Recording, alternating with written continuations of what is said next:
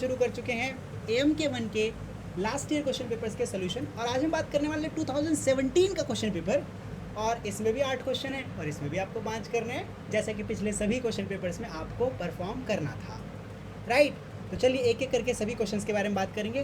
पहले आपसे पूछा है, पहला सवाल है, ये आप देख रहे हैं 2017 का क्वेश्चन पेपर है। पहला सवाल आपसे पूछा है, distinguish between any two of the following. इसमें से दो को आपको डिस्टिंग्विश करना है, उनके बीच में डिफरेंस बताना है। तो यहाँ पर 4 ऑप्शन दिए होंगे, 3 ऑप्शन दिए होंगे, उसमें से सिर्फ 2 ही क्वेश्चन करने हैं। ए में पूछा है एडवर्टाइजिंग एंड पब्लिसिटी, बी में पूछा है perceived value pricing, going rate pricing, C और डी में अलग अलग सवाल पूछे हैं। तो आपको इनमें से सिर्फ 2 ही करने हैं। 5-5 नंबर के क्वेश्चन है ये। पार्ट ए के दोनों क्वेश्चन कंपलसरी होते हैं, मतलब क्वेश्चन नंबर 1 और 2। 1 में भी 4 ऑप्शन हो सकते हैं, 2 में भी 4 ऑप्शन हो सकते हैं, डिपेंड करता है आपके क्वेश्चन पेपर किस तरीके के फॉर्मेट में आया है। चलिए, तो एडवर्टाइजिंग एंड पब्लिसिटी के बारे में बात कर लेते हैं। एडवर्टाइजिंग एक पेड फॉर्म ऑफ मीडिया होता है, एक paid form of non personal media, paid form of non personal media, जिसके थ्रू हम अपने प्रोडक्ट की ऑफरिंग को मास लोगों तक, मतलब एक बहुत सारे नंबर ऑफ लोगों तक, प्रोस्पेक्ट तक हम पहुंचा सकते हैं। इसमें पैसे देकर हम अपने मैसेजेस को सेट यानी कि टारगेट कस्टमर्स तक पहुंचाते हैं, है ना, क्लियर। चलिए, सो एडवर्टाइजिंग क्या करता है, हमारा एक सिग्नेचर पहुंचा देता है, छाप छोड़ देता है, किस पे, किसी भी कस्टमर के माइंड पे। जैसे आप लोगों ने नोटिस किया होगा कि जो प्रोग्राम होते हैं वो स्पॉन्सर्ड कराए जाते हैं, ठीक। This is Unacademy 6, Unacademy cracking 6. Unacademy is not cracking 6 there. That is the advertisement they are running between the match. Now, T-shirts पे, जर्सी पे, क्रिकेटर्स की आप लोगों ने टेलीविज़न पे बहुत सारी जगह देखा। This is what? This is a paid form of non-personal communication through mass media about the product. Clear? चलिए, और ये आइडेंटिफाइड स्पॉन्सर द्वारा किया जाता है, लेकिन जो पब्लिसिटी है ना, इसमें स्पॉन्सर आइडेंटिफाई नहीं किया जा सकता। जैसे अगर आप कोई मूवी देख कर आए हो और आपको बहुत ही बढ़िया लगी, गजब मस्त लगी, अब आप अपने दोस्त को फ़ोन करके बता रहे हो, भाई एंड गेम देखी क्या, ये क्या है, पब्लिसिटी। बिना पैसे लिए आप किसी भी प्रोडक्ट या सर्विस की पब्लिसिटी कर रहे हो, किसी दूसरे व्यक्ति तक पहुंचा रहे हो, वर्ड ऑफ माउथ कर रहे हो। ये भी क्या है, ये है नॉन पर्सनल, ये non paid non personal mode of आपका एडवर्टीजमेंट, मोड ऑफ पब्लिसिटी है बेसिकली। आप यहाँ पे भी अपने किसी भी प्रोडक्ट को प्रमोट कर रहे हो, बट विद द पब्लिसिटी, बिना पैसे दिए, ठीक है, क्लियर। चलिए, publicity is news carried in the mass media about organisation, उसके प्रोडक्ट, उसकी पॉलिसीज़, उनके लोगों के बारे के लिए, या उनके लोगों के द्वारा किए गए काम के बारे में। अगर कोई न्यूज़ मीडिया कुछ बात कह रहा है तो इसका मतलब फ्री में पब्लिसिटी हो रही है, ठीक है। चलिए, नेक्स्ट क्वेश्चन है perceived value pricing and going rate pricing. Perceived value pricing होती है जब आपको लगता है कि भैया इस प्रोडक्ट की वैल्यू इतनी होनी चाहिए।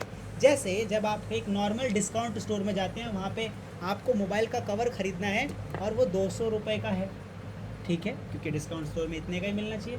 लेकिन अगर आप एक्सक्लूसिव स्टोर में गए, किसी सैमसंग, आईफोन, इनके, वहाँ पर कोई कवर डेडिकेटेड किसी स्पेशल टाइप का रखा हुआ और उसका 2000 रुपये प्राइस है, तो आपको लगेगा हाँ, but both are the covers of mobile phone.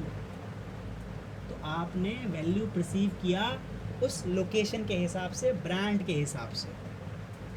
Perceived value pricing is somewhat of an umbrella term for pricing strategy that consider the value of a product in the eye of consumer and market.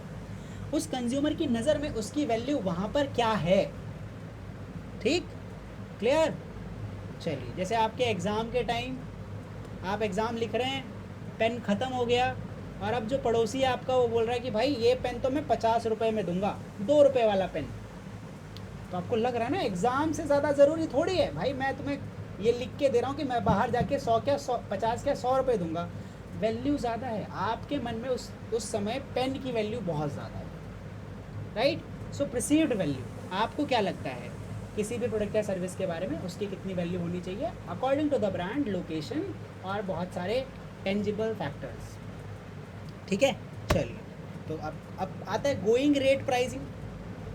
मान लेते हैं आप भाजी वाली market में जाते हैं, जैसे संडे मार्केट आपके यहाँ रविवार, बुधवार, वीरवार, इस तरह से सब्जी मार्केट लगता है ना। अगर एक व्यक्ति आलू बेच रहा है 50 रुपये किलो, उसके बगल वाला 45 रुपये किलो, उसके साथ साथ ही सब 50, 45, 40, 55 ऐसे आसपास ही बेच रहे होंगे, कोई अचानक से 80 नहीं बेच रहा होगा। रीज़न क्या है? ये क्या है, इसमें एक लीडर होता है जो अपनी प्राइस को लेकर चलता है, उसके पीछे बाकी सारे लोग कि मैं भी तुम्हारे जैसा प्राइस रखूँ। किसी ने 70 रख दिया, अब सब लोग 70 उसके पीछे फॉलो कर रहे हैं। इसको बोलते हैं गोइंग रेट प्राइस। किसी मार्केट के अंदर अगर एक व्यक्ति ने एक प्रोडक्ट का प्राइस इतना रखा है तो बाकी लोग उसी प्राइसिंग को फॉलो करेंगे over the period of time, right. इसी को हम लोग बोलते हैं गोइंग रेट प्राइसिंग। ठीक है, क्लियर? चलिए नाउ देयर अब ये कहाँ पे होता है भाई गोइंग रेट प्राइसिंग, कहाँ कहाँ चल जाता है? गोइंग रेट प्राइसिंग चलता है जहाँ पे लीडरशिप आती है। ठीक है, जहाँ पे लीडरशिप होती है मार्केट के अंदर, जहाँ पे बिजनेस रिलेक्टेंट हो और सिग्निफिकेंटली आपको डिफरेंट प्राइस सेट करना हो। ठीक, तो यहाँ पे आपको डर लग रहा हो कि अगर आपने बिल्कुल मार्केट से हटके एकदम प्राइस रख दिया तो आपकी गड़बड़ हो जाएगी। ठीक है, क्लियर? या फिर बाकी सब लोगों के जो प्राइसिंग है वो गिर जाएगा। ठीक, चलिए there is a degree of collision taking place between the firms कि भैया मैं इतने का रख रहा हूँ, तुम इतने की प्राइसिंग रखोगे। इस हिसाब से जब आप प्राइस सेट करते हो तो वो क्या होता है? Going rate pricing. मैंने अभी बात करी गोइंग रेट प्राइसिंग और परसीव्ड वैल्यू प्राइसिंग के बारे में। परसीव्ड वैल्यू प्राइसिंग वो प्राइसिंग होती है जो हमें लगता है कि इस प्रोडक्ट की प्राइस इतनी होनी चाहिए, है ना। और गोइंग रेट प्राइसिंग का मतलब है मार्केट में कोई लीडर है, वो एक प्राइस पर बेच रहा है, बाकी सब लोग उसी को फॉलो करेंगे, उसके साथ ही चलते चलेंगे, अपनी प्राइसिंग उसके लगभग ही रखेंगे। इसको गोइंग रेट प्राइसिंग बोलते हैं। ठीक है, क्लियर? चलिए नाउ अगला क्वेश्चन है direct channel and indirect channel of distribution. भैया डिस्ट्रीब्यूशन के दो चैनल, डायरेक्ट और indirect. Sir what is direct channel? जब कोई भी प्रोड्यूसर अपने प्रोडक्ट को डायरेक्टली कंज्यूमर तक भेज रहा हो, कोई प्रोड्यूसर अपने प्रोडक्ट को डायरेक्टली कंज्यूमर तक भेज रहा हो बिना किसी मिडलमैन के, तो इस तरह के जो चैनल्स होते हैं इनको हम लोग बोलते हैं डायरेक्ट चैनल्स। क्लियर? ये क्या होते हैं? डायरेक्ट चैनल्स होते हैं। ठीक है, चलिए आगे। इनडायरेक्ट चैनल, जैसे अब बाटा शोरूम की बात करते हैं तो बाटा खुद ही प्रोड्यूस करता है अपने प्रोडक्ट और थ्रू आउट द कंट्री इसके खुद के रिटेल आउटलेट्स के अंदर सेल करता है। तो भैया ये डायरेक्ट चैनल है इनके पास, हम खुद ही बनाएंगे, खुद ही बेचेंगे। लिज्जत पापड़ वाले, खैर लिज्जत पापड़ वालों का भी, अच्छा अमूल, ये अपने खुद लेकर आते हैं, बीच में मिडलमैन ज़्यादा नहीं, मिडलमैन नहीं होते, इनके खुद के ही लोग हैं सारे के सारे, वही आ रहे हैं सप्लाई करवा रहे हैं। ठीक है, एक्सेप्शनली कुछ एरियाज़ में होगा, प्योरली नहीं है, लेकिन बाटा जो है वो प्योरली है। ठीक, now indirect channels. Indirect channel जहाँ पे भी मिडलमैन आ जाते हो बीच में, जैसे पार्ले जी बिस्किट आप खरीदने जाते हो तो बना कोई और कंपनी रही है, बीच में डिस्ट्रीब्यूटर, होलसेलर्स, ठीक है, रीसेलर्स, रिटेलर्स, ये लोग आ रहे हैं ना, ये क्या है? इनडायरेक्ट चैनल है। In case of other product it is not possible for the manufacturer to supply the goods to ultimate consumer. ये सिर्फ ना बड़े बड़े प्रोडक्ट में हो सकता है, कॉस्टली प्रोडक्ट में हो सकता है। ये जो नीश प्रोडक्ट्स होते हैं ना, जो बहुत ज़्यादा ज़रूरी होते हैं, जो डेली यूज़ के प्रोडक्ट होते हैं, FMCGs, fast moving consumer goods, इसमें बहुत ज़्यादा मुश्किल होता है क्योंकि आपको इस समय एक्सटेंसिव डिस्ट्रीब्यूशन करना होता है। एक्सटेंसिव डिस्ट्रीब्यूशन, ठीक है, सॉरी इंटेंसिव, माफ़ी चाहता हूँ, इंटेंसिव डिस्ट्रीब्यूशन आपको करना होता है, खूब ज़्यादा आपको बेचना होता है। तो आपको यहाँ पर इनडायरेक्ट चैनल की ज़रूरत पड़ेगी क्योंकि जल्दी से जल्दी आपके मिडल मैन ही पहुँचा पाएंगे। आप सब जगह सर्विस रेंडर करने में आपको कॉस्ट ज़्यादा लग जाएगी, प्राइसिंग वगैरह का दिक्कत आ सकती है, तो इस वजह से आप ऐसा कर लोगे। सो ये दो हो गए भैया, डायरेक्ट चैनल और इनडायरेक्ट चैनल। आगे बात करते हैं हम लोग what is product mix and product line. वैसे हम लोगों ने इनके बारे में, प्रोडक्ट मिक्स और प्रोडक्ट लाइन के बारे में पहले पढ़ रखा है ना, है कि नहीं? यस और नो? चलो खैर, तो प्रोडक्ट मिक्स का मतलब होता है कि एक स्टोर के अंदर कितने डिफरेंट टाइप ऑफ प्रोडक्ट हैं, उनका क्या कॉम्बिनेशन बिक रहा है। जैसे अगर मैं जाऊँ क्रोमा स्टोर के अंदर, तो वहाँ पे जो प्रोडक्ट मिक्स है वो लैपटॉप, टेलीविज़न, ठीक है, वॉचेस, बहुत सारे टूल्स, एसेसरीज़, ये सारा का सारा प्रोडक्ट वो सिंगल स्टोर के अंदर बेच रहे हैं, उनका प्रोडक्ट मिक्स ब्रॉड है।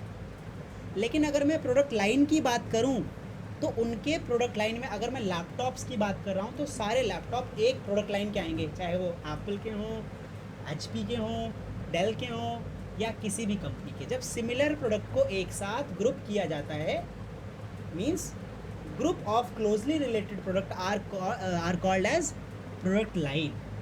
जैसे अगर मैं आपको बोल रहा हूँ कि water bottle, like water bottles, एक प्रोडक्ट लाइन है वाटर बॉटल, तो उसके अंदर सभी एक्वाफिना, बिस्लेरी, ठीक है, फलान, सारे के सारे जो वाटर बॉटल्स वाला प्रोडक्ट लाइन होगा वो एक ही लाइन में आ जाएंगे। सारी कंपनीज को क्लोजली रिलेटेड प्रोडक्ट है ना यार, चिप्स, चाहे डायमंड के, येलो डायमंड के हों, चाहे वो लेज़ के हों, अंकल चिप्स हों, वो क्या है, एक सिंगल प्रोडक्ट लाइन है, ठीक है।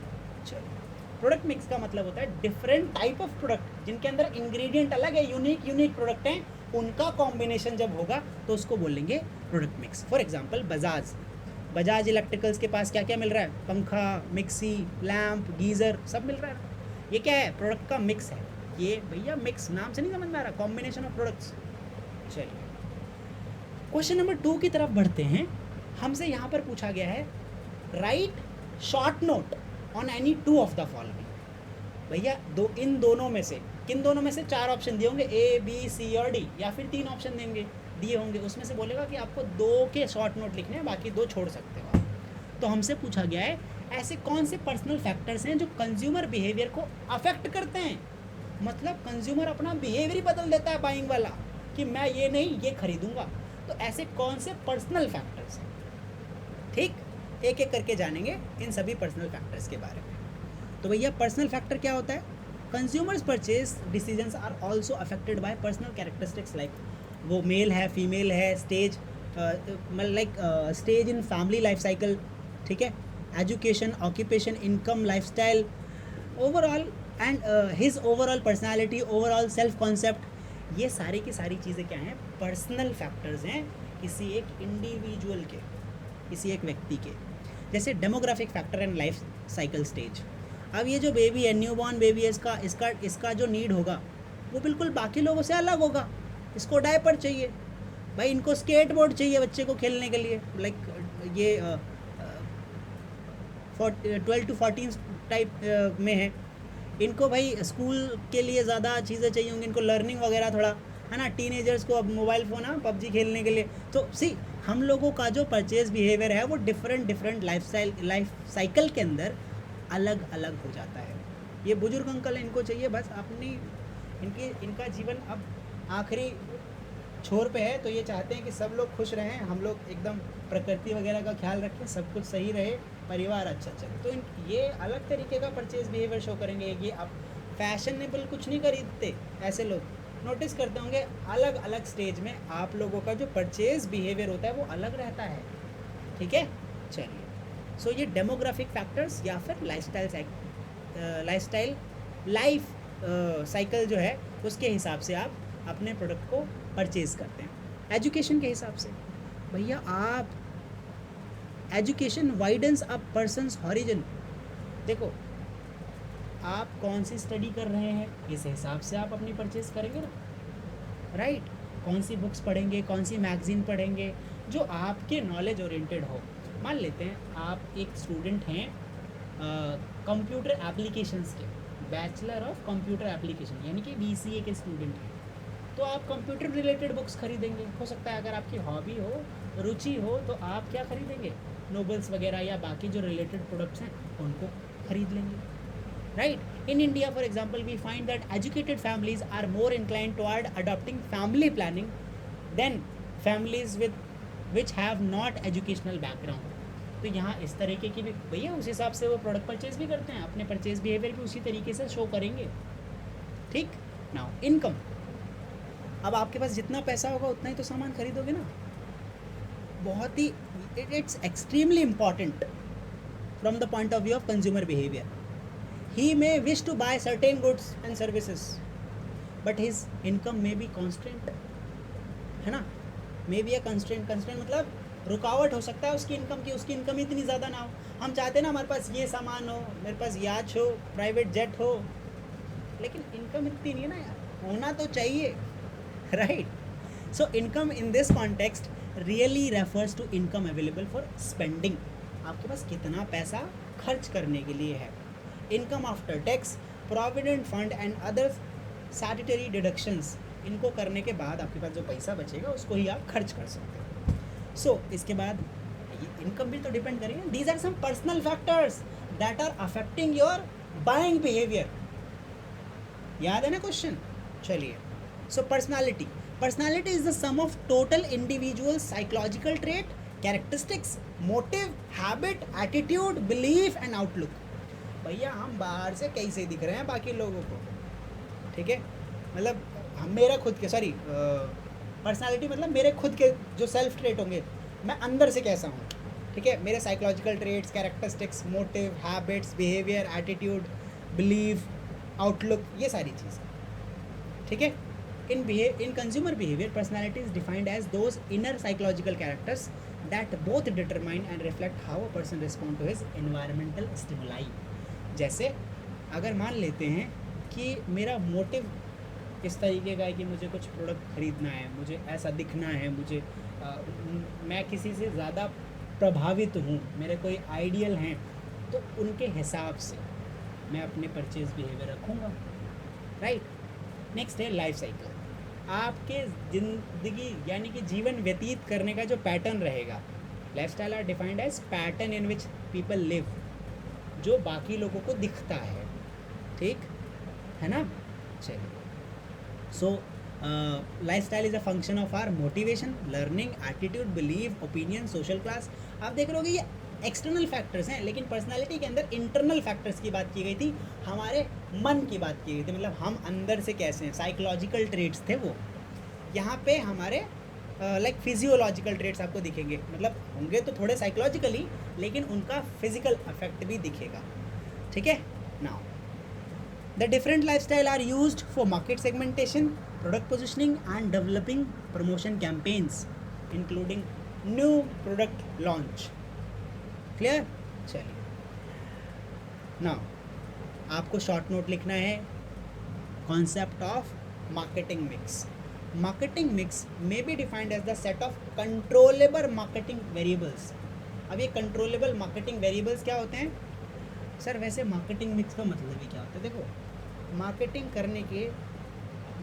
करने के नंबर ऑफ वेज.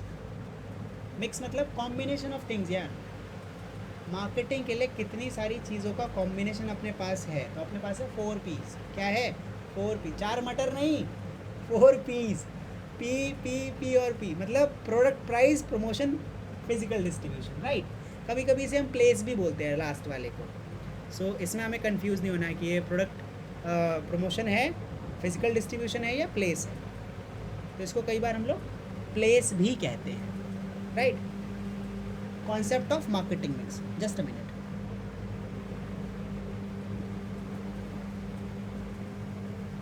आगे चलते हैं. अच्छा सॉरी, मैंने इसे डिफाइन नहीं किया, माफ़ी चाहता हूँ एक बार और. सो मार्केटिंग मिक्स का मतलब होता है कि कॉम्बिनेशन ऑफ वेज किसी भी तरीके को करने के. तो यहाँ पर हम कह रहे हैं, अच्छा मार्केटिंग का मतलब क्या होता है? मार्केटिंग का मतलब होता है activities involve in distribution of the product from producer to consumer, ठीक है. सिर्फ डिस्ट्रीब्यूशन नहीं, जितनी भी एक्टिविटीज़ की जा रही हैं प्रोड्यूसर से सामान बनाने तक से लेकर कंज्यूमर तक सामान पहुंचाने के बीच, इन सारी एक्टिविटीज़ को हम लोग मार्केटिंग कहेंगे. अब इनको कंट्रोल कैसे किया जाता है भैया? 4 फैक्टर से: प्रोडक्ट, प्राइस, प्रमोशन और फिजिकल डिस्ट्रीब्यूशन. हमारे पास मार्केटिंग मिक्स के अंदर प्रोडक्ट हम कौन सा बनाएंगे, ठीक है, इसकी क्या खूबियाँ रहेंगी, ठीक है, क्लियर. और क्या ये कस्टमर की नीड्स को आइडेंटिफाई करने के बाद ही बनाया गया है या हमने अपनी रिसर्च के बेसिस पे बना लिया है, ठीक ना, या एक्सपेरिमेंटेशन पर्पज से पहली बार कुछ लॉन्च कर रहे हैं, दैट इज प्राइस। प्राइस क्या है? जो लोग आपके प्रोडक्ट के लिए, किसी भी प्रोडक्ट, जो कोई प्रोडक्ट है वो किसी प्रॉब्लम का सोल्यूशन होता है, तो उस सोल्यूशन के लिए जो पैसा पे कर रहे हैं ना, वो है उसका price. Price must be considered as worth the value of product to become effective marketing tool. इतने पैसे लेने आपको जिससे सामने वाले को लगे कि भैया वर्थ है, कि यार इतने की तो वैल्यू है ही इसकी, ठीक है, इससे कम तो हो ही नहीं सकता। नेक्स्ट है प्रमोशन। सो प्रमोशन, आपको क्या करना है? आपके प्रोडक्ट को प्रमोट भी तो करना है, लोगों तक पहुंचाना भी तो है, ठीक। तो इसके लिए आपको प्रमोशन के लिए, प्रमोशन में कम्युनिकेट करने होते हैं अपने जो प्रोडक्ट के खूबियां हैं या प्रोडक्ट के बारे में जानकारी जो है, इन्फॉर्मेशन, बाकी अपने टारगेट कस्टमर्स तक। तो हम प्रमोशन का सहारा लेते हैं भाई, ठीक है। Next, physical distribution. अगर मैं फिजिकल डिस्ट्रीब्यूशन की बात करूँ तो अब जब हमने प्रोडक्ट बना लिया, प्राइस सेट कर लिया, प्रमोशन भी कर दिया, तो लोग मांगेंगे ना, सर सामान कहाँ है, सामान ये रहा, लोगों तक पहुँचा दो। So physical distribution refers to the aspect of channel of distribution through which the product has to move before it reaches to the consumer. तो जहाँ से प्रोडक्शन हुआ है वहाँ से कंज्यूमर के पास आने तक के सारे फंक्शंस फिजिकल डिस्ट्रीब्यूशन मीन्स, जो ट्रैवल हो के आ रहा है, ट्रांसपोर्टेशन वगैरह। नेक्स्ट है right a short note on relevance of marketing environment in marketing, ठीक है। मार्केटिंग एनवायरनमेंट का क्या रिलेवेंस है मार्केटिंग के अंदर? सुनो, marketing system of every business is influenced by a large number of uncontrollable factors that surround the company. So the marketing system of a company must have to operate within the framework of that environmental forces. जैसे मैं ये कह रहा हूँ यहाँ पे, ये मतलब ये कहना चाह रहा है कि कोई भी जो मार्केटिंग सिस्टम होता है ना, हर एक बिजनेस का अलग होता है, हर एक बिजनेस का अलग मार्केटिंग एनवायरनमेंट होता है। जैसे यहाँ पर एक एग्जांपल है, एक कंपनी है, वैसे फिलिप कॉटलर के डेफिनेशन पे आएंगे, डोंट वरी। एक कंपनी है, वो कार के टायर बनाती है। क्या बनाती है? कार के टायर, है ना, कार के टायर बनाती है। So manufacturer may be the relevant environment to a car tyre manufacturer may be the car manufacturers and buyers, tyre manufacturing technologies, tech structures, import export regulations, distributors, dealers, competitors। इनके सिवा कहीं जाएगा किसी और के पास ये व्यक्ति? घूम फिरा के इन्हीं सब लोगों के पास रहेगा भैया। इन्वायरमेंट मतलब क्या? सराउंडिंग। हम किन सभी चीज़ों से सराउंडेड, मतलब सराउंडेड है, घिरे हुए हैं। तो ये जो कार मैन्युफैक्चरिंग कंपनी है, जो कार टायर बनाती है, ये या तो manufacturers, buyers, technology, tech structure, import export regulation, distribution, dealer, competitors, इन सभी के बीच में होगा ना ये व्यक्ति, ये कंपनी। तो ये इनका एनवायरनमेंट है, ये मार्केटिंग एनवायरनमेंट है इनका, ठीक है। So according to Philip Kotler, a company's marketing environment consist of the actors and forces outside of marketing that affect the marketing management's ability to develop and maintain successful transaction with its target customer। ये कह रहे हैं, ये जो environment होता है ना, market environment, ये बहुत ज़्यादा हमारे पास फोर्स लगाता है, आउटसाइड फोर्स, कि हम कौन से प्रोडक्ट और सर्विसेज को डेवलप करेंगे और लोगों तक पहुंचाएंगे कैसे, ठीक है। चलिए, in addition to these, company may have to consider its own capability in terms of its production technology, finance, sales force, इन सारी चीज़ों। So the the environment become important, क्योंकि जो एनवायरनमेंट है वो बार बार बदलता रहेगा। आपको नहीं लग रहा है एनवायरनमेंट बार बार बदलेगा? इनके कॉम्पिटिटर बदल जाएंगे, सरकार अपना रूल बदल देगी, ठीक है, टैक्स स्ट्रक्चर बदल जाएगा, ये सारे के सारे फंक्शंस परफॉर्म होंगे, ठीक, और इससे मार्केटिंग एनवायरनमेंट पे बहुत ज़्यादा फ़र्क पड़ेगा। क्या आप लोगों को अभी तक समझाए गए सारे टॉपिक समझ आ रहे हैं? एक बार कमेंट में लिख दो सब लोग, यस और नो। यस भाई, आप लोगों के कमेंट बहुत ज़्यादा वैल्यूएबल रहते हैं, मुझे इंतज़ार रहता है कि आप लोगों को समझ आ रहा है कि नहीं। That's awesome, that's great. चलिए आगे बढ़ें, है ना, हाँ, you guys are really awesome. चलिए, सो प्रोडक्ट पोजिशनिंग के बारे में बात कर लेते हैं। प्रोडक्ट पोजिशनिंग का मतलब होता है कि कोई भी प्रोडक्ट जो हमने बनाया है उसकी इन्फॉर्मेशन कस्टमर के परसेप्शन में कैसे फिट करनी है। जैसे स्टारबक्स का नाम जब लेते हैं तो आपको सस्ती कॉफ़ी नहीं लगती होगी। जैसे मैं बिग बाज़ार का नाम लेता हूँ तो आपको लगता है किसी महंगी जगह जा रहे हैं, मतलब वहाँ पे एंट्री ही एकदम लग्जूरियस होती है, ऐसा लग रहा है। हाँ, रविवार बाज़ार की बात कर रहा हूँ, कैसा फील आ रहा है? ठीक है। सो ये क्या है, उस मार्केट की पोजिशनिंग है ना। ऐसे ही बहुत सारे प्रोडक्ट हैं। मान लेते हैं अब मैं आप लोगों को 2-3 वॉच दिलाता हूँ, ठीक है। एक कैल्विन क्लेन की वॉच दिलाई आप लोगों को, फिर दूसरी दिला दी किसी टाइम्स की, ठीक है, क्लियर। इसके बाद आप लोगों को एक और वॉच दिला दी किसी दूसरी कंपनी की, मान लेते हैं ठीक है, किसी भी कंपनी, टाइटन की दिला दी। अब इसके बाद आपको एक वॉच दिलाई राडो की, राडो वॉचेस। आपके मन में ही उन्होंने पोजीशन कर दिया है अपने प्रोडक्ट को, राडो वालों ने, कि भैया हम सबसे महंगी वॉच बनाते हैं। हाँ, ठीक है। This is the power of product positioning. So product positioning as the integral part of product segmentation after the market is segmented. तो ये बहुत ज़्यादा ज़रूरी हो जाता है कि हर एक कस्टमर की नीड्स को, ईच सेगमेंट को, हर एक सेगमेंट को, है ना, उनके हिसाब से हम प्रोडक्ट को ऑफ़र करें और उनकी नीड्स को सेटिस्फाई करें उन स्पेसिफिक सेगमेंट्स के। तो इसी को हम लोग बोलते हैं product positioning. It includes all the activities कि हम उस मार्केट सेगमेंट को कैसे पहचानेंगे, मार्केटिंग एफर्ट कैसे लगाएंगे, ठीक है, clear. Now a very crucial decision is with regard of the to the quality and other attributes to be built into the product. अगर आपने क्वालिटी पे ध्यान नहीं दिया, वो फंक्शंस ऐड नहीं किए, तो आपकी प्रोडक्ट पोजिशनिंग ख़राब हो जाएगी, लोगों के मन में अलग परसेप्शन बनेगा. जैसे अगर मैं वैसे ही एक डिटर्जेंट की बात कर लूँ तो सर्फ एक्सेल को माना जाता है कि भैया महंगा है, ठीक है, टॉप लेवल का है. एरियल, सर्फ एक्सेल, एरियल, इनको माना जाता है टॉप पोजीशन डिटर्जेंट है, सॉरी, प्रीमियम क्वालिटी के.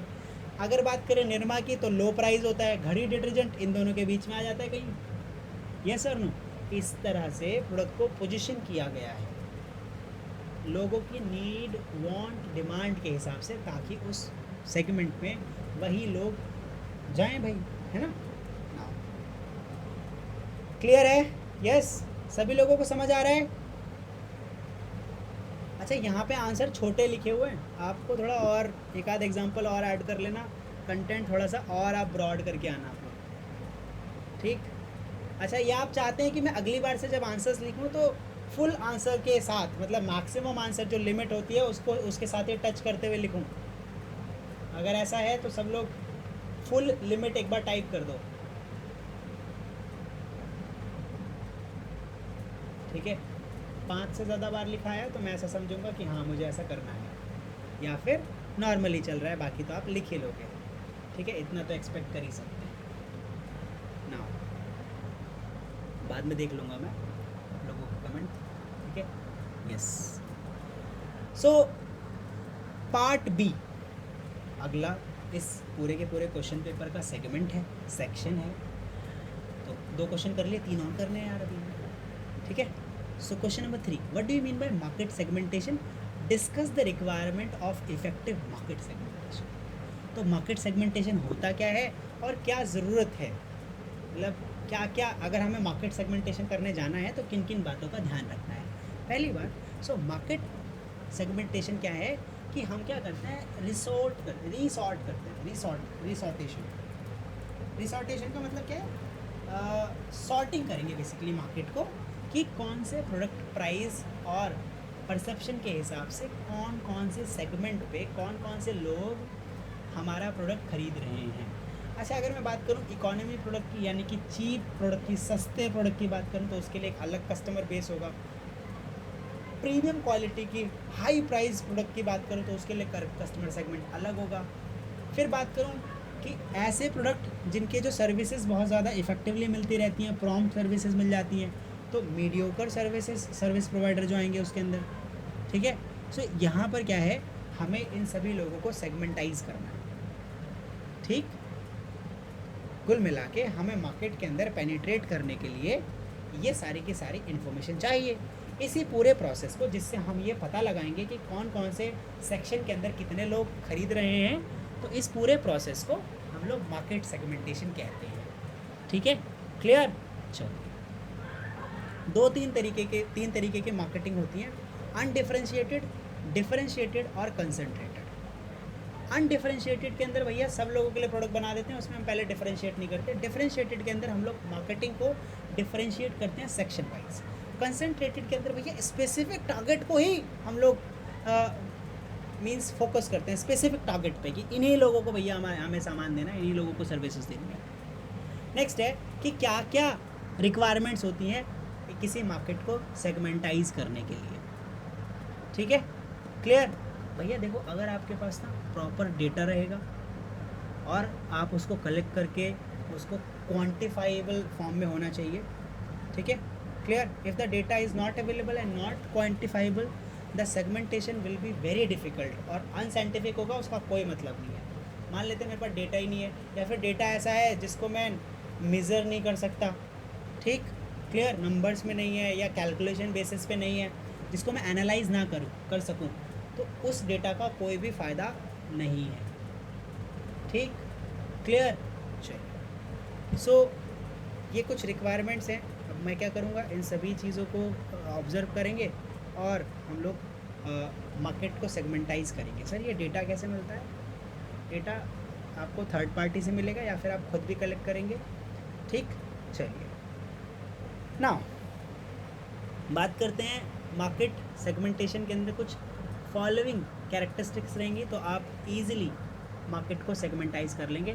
जितना भी डेटा रहेगा भैया उसकी मेजरेबिलिटी होनी चाहिए। It is a degree to which size and purchasing power of segment can be measured, कि कितनी परचेजिंग पावर है और उसमें कितने लोग हैं। ठीक है, clear? Just a minute guys, just a minute.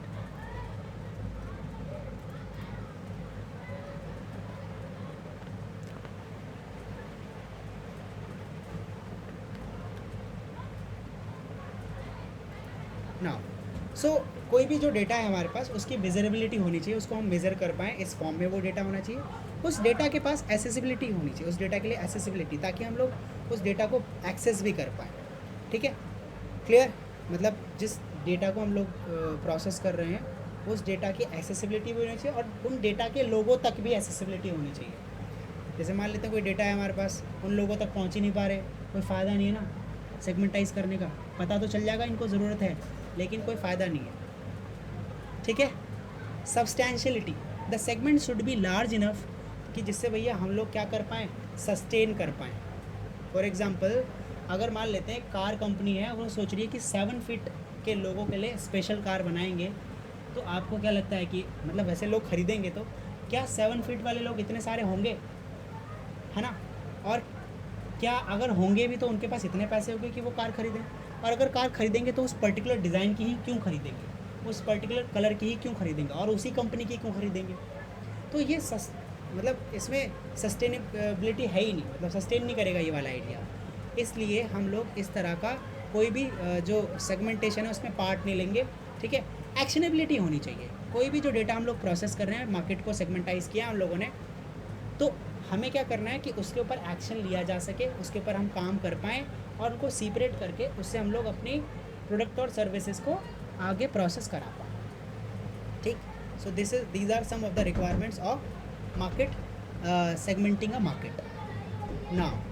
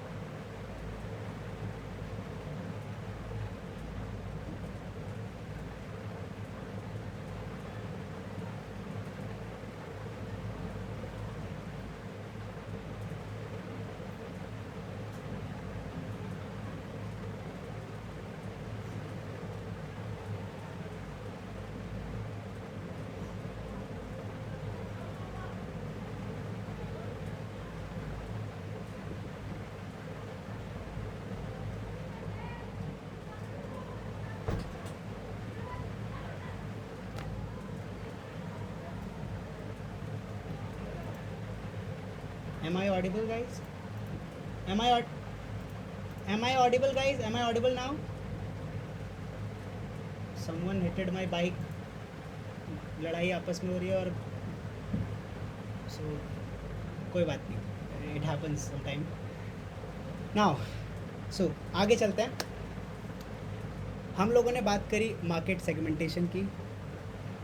मेरी बाइक गिरा दी किसी ने, ठीक है, सो उसके लिए जाना पड़ा, माफ़ी चाहता हूँ, इट हैपन्स. चलिए, सो हम लोग बात करते हैं मार्केट सेगमेंटेशन की. मार्केट सेगमेंटेशन का मतलब क्या होता है कि किसी भी मार्केट के अंदर ना डिफरेंट लोग रहते हैं और उनका अलग अलग परचेज बिहेवियर होता है. अब इसको पता लगाने के लिए हम लोग मार्केट को एनालाइज करते हैं डेटा के बेसिस पे. अब ये डेटा जो है या तो थर्ड पार्टी पहले से किसी रिटेलर ने ले रखा होगा या फिर हम लोग खुद से कलेक्ट करते हैं. फर्स्ट हैंड डेटा होता है, सर्वे कंपनीज़ को दे देते हैं ये काम और वो करते हैं रिसर्च और सर्वे. ना तो हम मार्केट को जब मार्केट सेगमेंटेशन करते हैं तो 3 तरीके की होती है, 3 अलग अलग तरीके की स्ट्रैटेजीज़ होती हैं. अनडिफरेंशिएटेड, इसमें डिफरेंशिएट नहीं करते और डायरेक्टली हम अपना प्रोडक्ट भेज देते हैं, मतलब सब लोगों के लिए होता है और उसके अंदर जो सिलेक्टेड मार्केट होगा वो उसे परचेज़ कर लेगा. मतलब हम लोगों ने एक अंदाज़ा लगा लिया है कि ये लोग इतने सेक्शन के लोग खरीदेंगे, ठीक है. इसमें हम लोग डिफरेंशिएशन नहीं करते, प्रोडक्ट अवेलेबल रखते हैं और वहाँ पे जितने भी लोगों को रिक्वायरमेंट होता है वो ले लेते हैं. दूसरा डिफरेंशिएटेड मार्केट, इसमें हम जानबूझकर कुछ लिमिटेड स्टोर्स के अंदर ही सामान रखते हैं. कंसंट्रेटेड मार्केट के अंदर ऑन डिमांड, यानी कि एक पर्टिकुलर सेक्शन पे ही प्रोडक्ट रखे, ठीक. चलिए, रिक्वायरमेंट्स के बारे में बात कर ली कि भैया ऐसे जो डेटा होगा जब हम सेगमेंटाइज करेंगे चीज़ों को तो उसके अंदर सेगमेंटेशन हमारा कैसा होना चाहिए जिसको हम मेज़र कर पाएँ, उन लोगों को एक्सेस कर पाएँ, ऐसे फंक्शन परफॉर्म करें जिस पर सस्टेन कर पाएँ और एक्शन लिया जा सके, ठीक है ना. Next question is describe stages in new product development. किसी भी एक नए प्रोडक्ट को डेवलप करने के लिए क्या क्या चीज़ें ज़रूरी होती हैं. पहला हमारे पास आइडिया जनरेट होना चाहिए, उस आइडिया को हम लोग टेस्ट करेंगे, उसके बाद कॉन्सेप्ट डेवलप करेंगे, मतलब एक बेसिक प्रोडक्ट. उसके बाद उस प्रोडक्ट के ऊपर बिजनेस एनालाइज करेंगे कि कितना बिजनेस सस्टेनेबल है, हम इससे कितना पैसा जनरेट कर सकते हैं, कितनी मार्केटेबिलिटी है इस प्रोडक्ट की. उसके बाद उस प्रोडक्ट को की मार्केटिंग डेवलप की जाएगी और उसकी स्ट्रैटेजीज डेवलप की जाएगी कि सब लोगों तक कैसे ये प्रोडक्ट पहुंचाया जाएगा. उसके बाद फिर इस प्रोडक्ट को टेस्ट किया जाएगा एक छोटे से सेक्शन के अंदर, एक छोटे से लेवल पे. आप ऐसा बोल सकते हो कि पायलट प्रोजेक्ट रन किया जाएगा उसका और उसके बाद उसे कमर्शलाइज कर दिया जाएगा, ठीक है, क्लियर. चलिए, सो वैसे हमने पहले डिस्कस कर रखा है इसलिए मैंने बस आपको एक ओवरव्यू दे दिया, या मैं इसको दोबारा से समझाऊं जैसे पहले पुरानी क्लासेस में, पुरानी वीडियोस में समझाया है. एवरीवन, विद्यार्थियों क्या बोलते हो आप लोग? Am I clearly audible? Yes. Now, आगे चलते हैं. Discuss AIDA theory, Aida theory of selling with example. Aida एक बहुत ही इम्पॉर्टेंट और चाहे हमारी लाइफ के हिसाब से हो, when we will become a business person or we will be in any store, तो आइडा थ्योरी बहुत ज़्यादा इम्पॉर्टेंट हो जाती है, ठीक है. तो इसके बारे में बात कर लेते हैं. आइडा कहीं कहीं आपको आइडाज भी मिलेगा, ठीक है, AIDA और उसके साथ S, ठीक है, क्लियर. अब ये आइडाज क्या है, इसके अंदर अटेंशन, इंटरेस्ट, डिज़ायर, एक्शन और उसके बाद सेटिस्फेक्शन. सेटिस्फेक्शन डिपेंड करता है मतलब इन 4 स्टेप्स के बाद. तो ये लास्ट स्टेज है जहाँ पे हम सेटिस्फेक्शन सोचेंगे, राइट. तो आइडा के बारे में बात कर लेते हैं. बेसिकली कई बार आइडा या आइडास लिखा हो सकता है, दोनों बातों पर आपको ध्यान रखना है कि ये कुछ भी हो सकता है, आइडा या फिर आइडास. एस जो है वो ऑप्शनल है, कहीं कहीं लिखा रहता है, कहीं कहीं थेरीज में नहीं लिखा रहता है. यहाँ पर हम आइडा के बारे में बात करेंगे.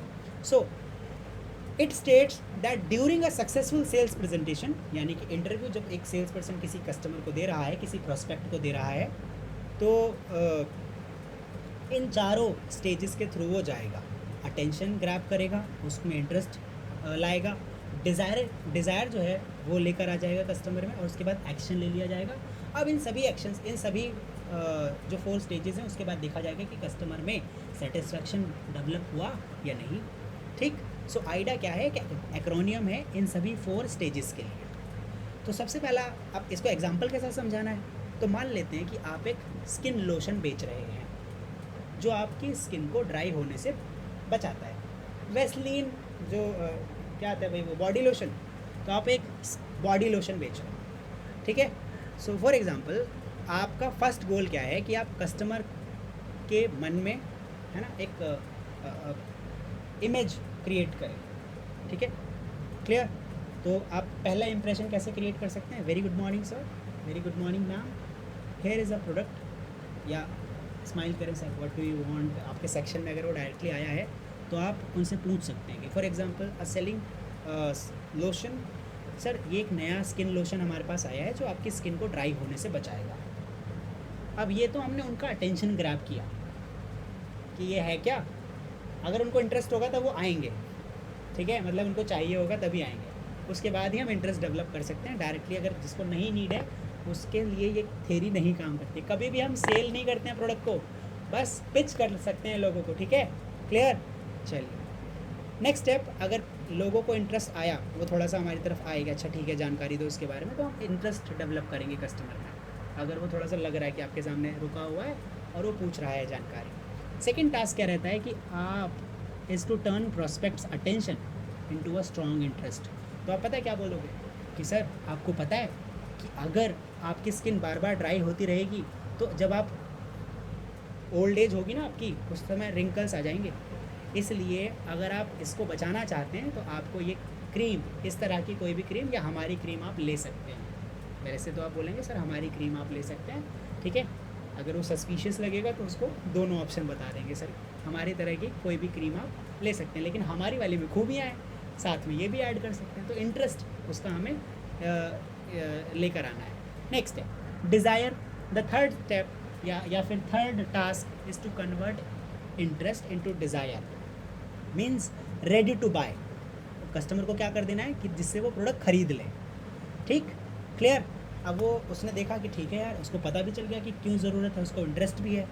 अब उसकी डिज़ायर कब होगी, सर इसे शहनाज हुसैन भी लगाती है, या फिर इसे फलाना हीरोइन या फलाना जो एक्टर है, एक्ट्रेसेस हैं, जो जिसके लिए भी आप सेल करें, फॉर एग्जांपल आप फीमेल या मेल दोनों के लिए कर रहे हैं, या सिर्फ फीमेल और मेल के लिए कर रहे हैं, सिर्फ फीमेल के लिए कर रहे हैं, डिपेंड करता है कि आप उस हिसाब से किसी एक एक्टर एक्ट्रेसेस का नाम ले लेंगे, किसी एक पर्सनालिटी का नाम जो उसे यूज़ करते होंगे, अगर यूज़ करते होंगे तो।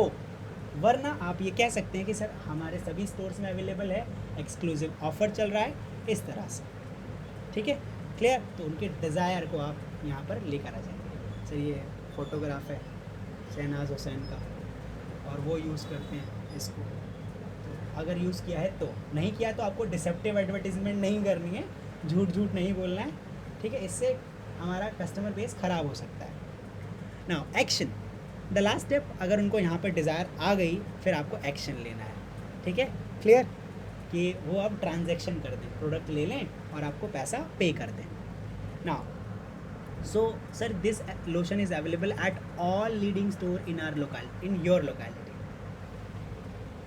ठीक, या फिर सर इसके ऊपर डिस्काउंट चल रहा है, अभी स्पेशल डिस्काउंट है क्योंकि मैं आपको सेल कर रहा हूँ पर्सनली, हमारी कंपनी का ऑफर आता है, कुछ भी बता सकते, whatever the offer should is. So these are 4 steps, और इन 4 स्टेप्स के हिसाब से आप आइडा थ्योरी को लगाएंगे। अच्छा, इसके बाद आपको ये भी इंश्योर करना है कि कस्टमर जो है ना वो सेटिस्फाई हो गया है, ठीक है, आपको इंश्योर करना है कि कस्टमर जो है वो सेटिस्फाइड है प्रोडक्ट के साथ, मतलब फीडबैक लेना है बेसिकली उसका। सो यहाँ पे उन्होंने छोटा सा पॉइंट दे रखा है, वैसे कभी कभी आइडास भी हो सकता है और आइडा भी हो सकता है, ठीक है। मैं आपको सजेस्ट करूँगा कि आप एस के साथ आइडास लिखो पूरा उसे, ठीक। चलिए, अगर आइडा सिर्फ आया है तो सिर्फ आइडा को एक्सप्लेन करेंगे, आइडास आया है तो आइडास को एक्सप्लेन करेंगे, right. Discuss the meaning and importance of physical distribution, ठीक है, फिजिकल डिस्ट्रीब्यूशन क्या है और इसकी इम्पॉर्टेंस क्या है, right. Physical distribution refers to the aspect of channel of distribution, कि किस चैनल में आपका प्रोडक्ट कस्टमर तक पहुंचाया जा रहा है, राइट, क्लियर। चलिए, now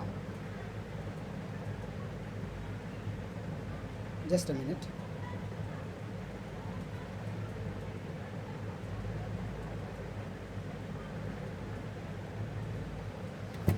चलिए, सो जिस चैनल में उसे डिस्ट्रीब्यूट किया जा रहा है इसी को हम लोग फिजिकल डिस्ट्रीब्यूशन बोलेंगे, कि किस चैनल में उसे भेजा जा रहा है, ट्रांसपोर्टेशन के मीडियम्स को basically. Now, so the process of physical distribution involves handling and movement of product from a point of production to the point of consumption, जहाँ वो बनाया जा रहा है और जहाँ उसे कंज्यूम किया जाएगा, इसके बीच वो प्रोडक्ट ट्रांसपोर्ट होगा, वो प्रोडक्ट डिस्ट्रीब्यूट किया जाएगा। ठीक है, क्लियर। इसके अंदर बहुत सारे स्टेप्स आएंगे। पहला transportation, a system of vehicle for example bus, train, aircraft from getting one place to another. दूसरा इन्वेंट्री मेंटेनेंस, कि आपके पास वो प्रोडक्ट आ गया ट्रांसपोर्ट होके, ठीक है, उसके अंदर ordering, storing, using, clear, selling a company inventory, ये सारे के सारे फंक्शंस आएंगे। रॉ मटेरियल हो सकते हैं, कंपोनेंट हो सकते हैं, फिनिश्ड गुड्स हो सकते हैं, ठीक है, क्लियर। चलिए, now order processing, as the name implies, order processing is the process of work flow that happens after the customer places an order. तो उसके बाद आपके पास अब ये ऑर्डर प्रोसेसिंग दो तरीके की होती है। अब कस्टमर इस जगह आप हैं, मतलब एज अ स्टोर आप हैं, आप ऑर्डर प्लेस करेंगे किसी भी प्रोडक्ट का, और उसके बाद आपके पास आएगा एक मतलब देखो इन्वेंट्री में तो आ गया है, आप वहाँ से बाइंग हो गई है, अब अलग अलग स्टोर्स में पहुँचाओगे ना, किस स्टोर का कितना ऑर्डर था, उसके बाद वहाँ पर एक्वायर किया जाएगा उसको, ठीक है। इसके बाद उनकी प्रोडक्टिव पैकेजिंग अगर ज़रूरी है तो, फिर वेयर हाउसिंग, मटेरियल हैंडलिंग और इन्फॉर्मेशन मेंटेनेंस, कि कब कौन सा प्रोडक्ट कितने दिन में आया है, क्या बैच नंबर है, कब एक्सपायरी है, और कितना रिटर्न टाइम हम लोगों को मिला हुआ है, क्रेडिट पीरियड कितना है, ये सारी की सारी जानकारी आपको इन्फॉर्मेशन मेंटेनेंस के अंदर मैनेज करनी रहती है। Clear. So this is physical distribution and importance of physical distribution. Now briefly discuss the three major objective of pricing। अब ये तीन मेजर ऑब्जेक्टिव्स क्या हो सकते हैं प्राइसिंग के?